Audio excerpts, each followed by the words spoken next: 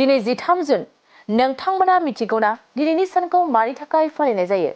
नोंथांमोना बड'लेण्ड बुब्लि खौरांनि गेजेरजों फोरमायगोन। दिनैनि सानखौ national random acts of light day महरै फालिनाय जायो।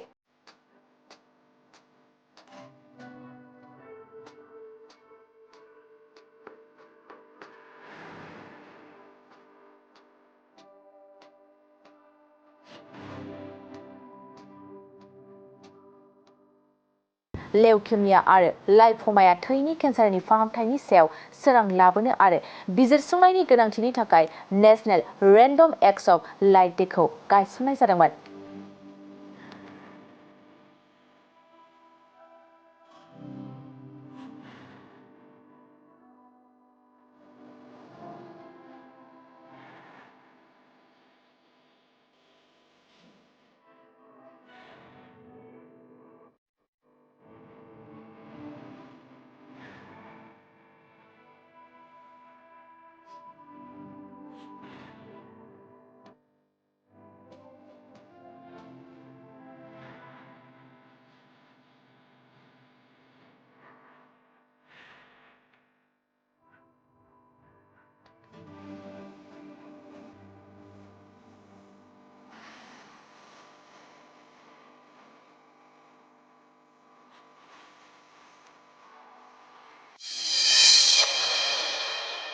दिनै 13 जुन नोंथांमोना मिथिगौना दिनैनि सानखौ मानि थाखाय फालिनाय जायो?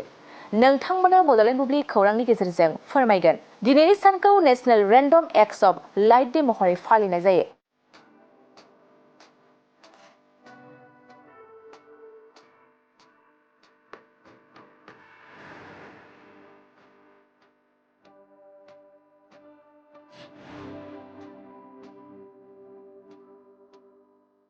लेउकेमिया आरो लाइफमाया थैनि केन्सारनि फाहामथायनि सायाव सोरां लाबोनो आरो बिजिरसंनायनि गोनांथिनि थाखाय national random acts of light डेखौ गायसननाय जादोंमोन।